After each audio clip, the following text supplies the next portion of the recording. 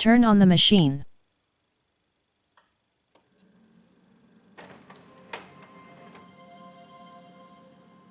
Press and hold toner button for 5 seconds.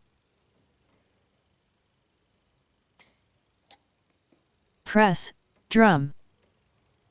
Select the color for the drum unit you want to reset. Press yes. The display will show accepted. The drum counter is reset.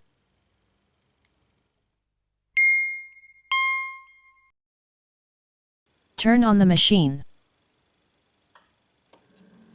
Press OK and arrow up at the same time. Press OK to select drum. Then press OK. Select the color for the drum unit you want to reset. Press arrow up.